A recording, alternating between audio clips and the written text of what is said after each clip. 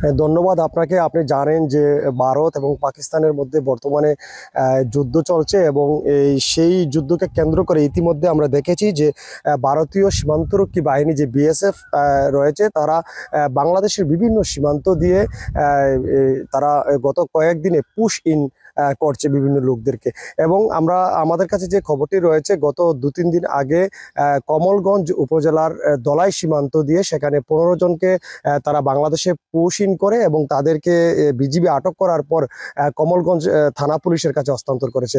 এছাড়া আমাদের কাছে যে খবরটি রয়েছে, যেটি হচ্ছে যে বিয়ানীবাজার 52 ব্যাটালিয়ন বিজিবির আওতাধীন যে 3টি উপজেলা রয়েছে, সেই 3টি উপজেলা দিয়ে ইতিমধ্যে 59 জনকে বাংলাদেশে পুশ ইন করার খবর আমাদের কাছে রয়েছে। সেখানে বিজিবি থেকে যে তথ্য আমরা পেয়েছি, সেই 59 জনকে যাদেরকে আটক করা হয়েছে, সেই 59 জনের মধ্যে 44 জনকে ইতিমধ্যে বড়লেখা থানা পুলিশের কাছে বিজিবির পক্ষ থেকে হস্তান্তর করা হয়েছে। এই 59 জনের মধ্যে বাকি যে 15 জন, সেই 15 জনকে ইতিমধ্যে তাদের পরিচয় শনাক্ত করার যে প্রক্রিয়া সেটি কিন্তু চলমান রয়েছে। তাদের পরিচয় শনাক্তের পরই তাদেরকে তাদের আত্মীয় স্বজনের কাছে হস্তান্তরের যে প্রক্রিয়া সেটি কিন্তু ইতিমধ্যেই শুরু করা হবে বলে আমাদেরকে বিজিবি জানিয়েছে। এছাড়া এই বিএসএফ এর পুশিনকে কেন্দ্র করে আমরা দেখেছি, বিশেষ করে 52 বিজিবি ব্যাটালিয়নের যে 3টি উপজেলা রয়েছে, সেই 3টি উপজেলার 113.5 কিলোমিটার যে সীমান্ত এলাকা রয়েছে, সেই সীমান্ত এলাকায় বিজিবির টহল ইতিমধ্যে জোরদার করা হয়েছে।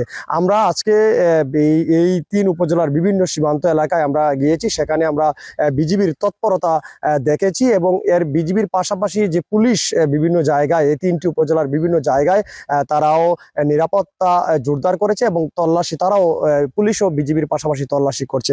আমরা এ বিষয়ে কথা হয়েছে 52 বিজিবি ব্যাটালিয়নের যিনি অধিনায়ক লেফটেন্যান্ট কর্নেল মেহেদী হাসান পিপিএম এর সাথে। তিনি আমাদেরকে জানিয়েছেন যে বিশেষ করে এই 3 উপজেলার সীমান্ত এলাকায় যাতে বিএসএফ পুশ ইন করতে না পারে, সেই ব্যাপারে তারা তৎপর রয়েছেন। এছাড়া এই ঘটনাকে কেন্দ্র করে যাতে সীমান্তে উত্তেজনা সৃষ্টি না হতে পারে, সে ব্যাপারে বিজিবি কাজ করছে এবং বিজিবি ইতিমধ্যেই আমরা দেখেছি যে সীমান্ত এলাকায় তারা এই সীমান্তের আইন শৃঙ্খলা রক্ষায় এবং সীমান্ত সুরক্ষায় তারা কাজ করে যাচ্ছে। তো এই ছিল আমার কাছে সীমান্ত এলাকায় ভারতীয় বিএসএফ কর্তৃক যে পুশ ইন করা হয়েছে সেই বিষয়ে সর্বশেষ তথ্য। ধন্যবাদ আপনাকে।